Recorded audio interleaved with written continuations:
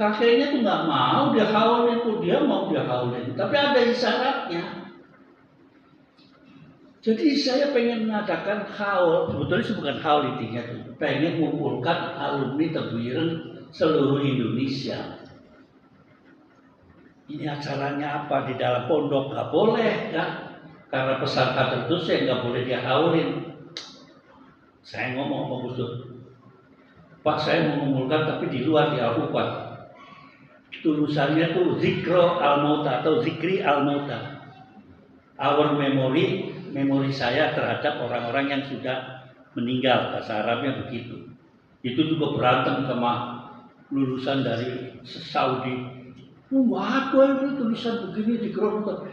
Saya tuh ngutip dari majalah dan surat kabar Al-Aram orang Mesir. Kalau naruh iklan keluarganya dihaulin itu tulisannya begini, Zikro Al-Mauta atau Zikri Al-Mauta. Itu banyak kakeknya.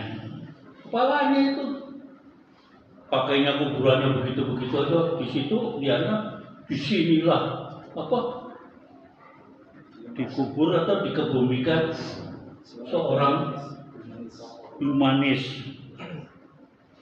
Mbahnya nggak pernah ditulis itu Kiai Haji Hasyim Asy'ari, nggak ada. Kakeknya tuh nggak mau dia haulin tuh, dia mau dia haulin, tapi ada isyaratnya. Jadi saya pengen mengadakan haul, sebetulnya itu bukan haul intinya tuh, pengen mengumpulkan alumni Tebu Ireng seluruh Indonesia. Ini acaranya apa? Di dalam pondok nggak boleh kan? Karena peserta tertentu saya nggak boleh dia haulin. Saya ngomong sama Gus Dur, Pak saya mau mengumpulkan tapi di luar di Al-Quran. Tulisannya tuh Zikro Al-Mauta atau Zikri Al-Mauta. Our memory, memori saya terhadap orang-orang yang sudah meninggal, bahasa Arabnya begitu. Itu juga berantem sama lulusan dari Saudi. Waduh itu tulisan begini di grup. Saya tuh ngutip dari majalah dan surat kabar Al-Aram orang Mesir. Kalau naruh iklan keluarganya dihaulin itu tulisannya begini, Zikro Al-Mauta atau Zikri Al-Mauta. Gitu kan. Percaya atau tidak ya terserah, kalau saya tulisan begitu, penelitiannya saya, duit saya sendiri, nyari saya sendiri. Tapi sebelum itu saya nanya, bagaimana kalau saya tulis Al-Masyayikh bukan khusus kepada Hasyim Asy'ari, artinya guru-guru yang pernah ngajar di Tebu Ireng. Saya tulis semua itu. Gurunya ada yang dari Mesir, dulu ada yang dari Singapura. Saya lacak dulu ketika pertama membangun pondok pesantren Tebu Ireng, gurunya siapa-siapa gitu. Saya sebutkan situ, taruh situ. Yang mimpin itu adalah Kiai Aziz Mansur. Kiai Aziz Mansur itu suryanya PKB di Pacul Goang. Dia nggak pernah mondok di Tebu Ireng, tapi mondoknya di Lirboyo. Saya ini ditodong sama Mas itu loh katanya. Suruh buka acara ini di haul katanya Mas saya. Ya bang saya aja bukan santri Tebu Ireng. Saya biarin aja, ntar saya ngomong lagi pulang, dia pulangnya saya ngomong lagi gitu. Ya, gitu kan. Jadi saya sebentar aja saya mau berangkat ke Kediri ini mau ngaji nih. Ya harus monggo lah, yang penting buka karena dicari kiai yang paling sepuh selain daripada Pak Yusuf Hasyim. Akhirnya ada kiai ini nggak datangnya, kakaknya Kak Hasyim Muzadi datang. Dia itu adalah sekretaris daripada Pak Wahid Hasyim. Aku ini bilang pidatonya, jadi kiai kok nggak punya pesantren. Karena saya tinggal di pinggirannya masjid Jember, tidak punya pesantren itu. Kiai Muhid Muzadi itu. Tapi kalau berhubung ini Mas ini nih datang ke tempat saya, suruh datang katanya ada acara Tebu Ireng, saya tak udah, nggak apa-apa nggak dibayarin. Jangan takut Kiai, walaupun 500.000 saya bilang begitu. Masih ingat saya dengan lama kelamaan tuh Gus Dur meninggal tuh haul tuh jadi nggak ada aturan lagi gitu loh. Mengapa hal itu tidak boleh ditebuireng? Khawatir orang pada kultus kepada Hadratus Syekh Hasyim Asy'ari. Gitu kan. Takut gitu. Nah, saya yang meninggal ini kan juga Profesor Ridwan itu termasuk pendiri juga kan, pendiri alumni. Saya masih ingat gitu kan. Ente kan orang Cirebon. Iya. Mestinya kan harus berpartisipasinya kenceng untuk membuka benang merah antara Cirebon dengan Tebuireng. Itu yang saya jadi pikiran. Sementara saya bukan anak kiai, pikirannya pengen membuka antara Cirebon dengan Tebuireng. Kenapa gitu kan? Karena sejarahnya tinggi. 10 November itu Hadratus Syekh itu nunggu kedatangannya Kiai 1, 2 sebetulnya si ajudannya ada. Kiai Abbas itu nunggu Kiai Abbas dengan Kiai Solihin. Nah, di belakangnya Kiai Abbas dan Kiai Solihin itu golongannya, kata orang itu pendekarnya itu adalah kakek saya dan lain sebagainya. Yang golongan nggak bisa ngilang, nggak bisa balik gitu golongan begitu. Iya, itu golongan Cirebon itu nggak ada itu katanya. Ya saksinya golongan, ya sama-sama santrinya Hadratus Syekh semua. Itu belum berangkat itu Hadratus Syekh. Begitu golongannya itu datang, padahal yang namanya Bung Tomo bolak-balik gitu. Begitu itu datang, berangkatlah untuk serangan selama nggak tahu 2 minggu atau berapa itu.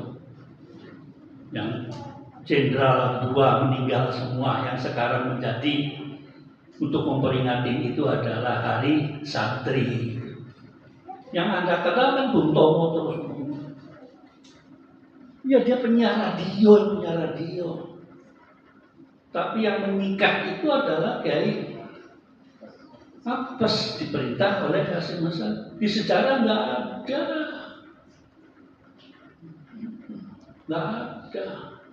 Mungkin kalau di sejarah Belanda 2 orang ini kalaupun ada sebagai pengkhianat Belanda.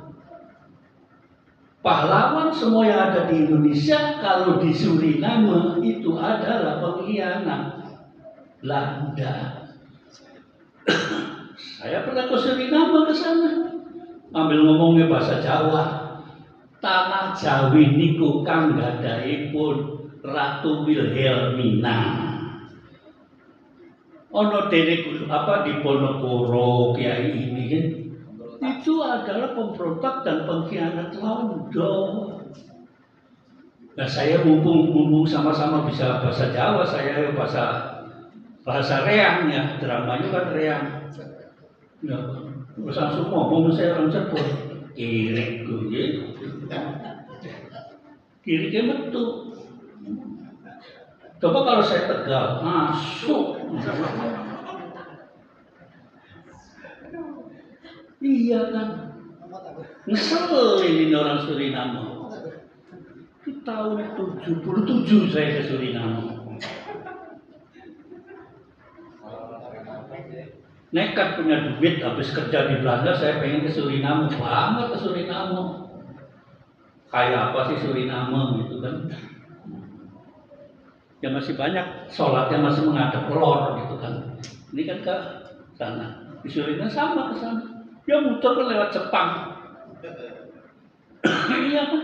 Dari Amerika kalau malam kan muter dulu Jepang. Bukan langsung ngadol Nata aja langsung lekah gitu kan. Setelah banyak orang Suriname ke Indonesia dan banyak orang di ke Mekah, kiblatnya dirubah menghadap ke timur.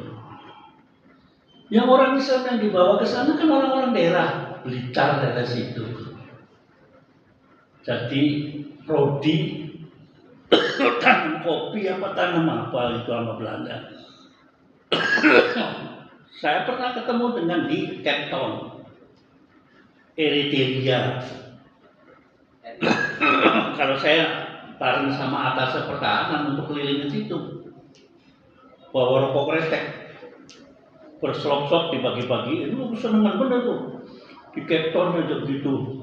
Cape Town itu turunannya Raja Goa di South Afrika, di Eritrea banyak orang Jawa. Tapi mukanya tuh udah cemeng-cemeng begitu, udah ireng begitu. Tapi muka Jawanya udah kawin sama orang situ. Kasih rokok gudang garam gitu, ngebus sebungkus itu kayak orang balas dendam 10 tahun rokok. Ya itu, tapi masih Islam. Islamnya yang karena dia itu buruh ya, bukan dari santri ya begitu.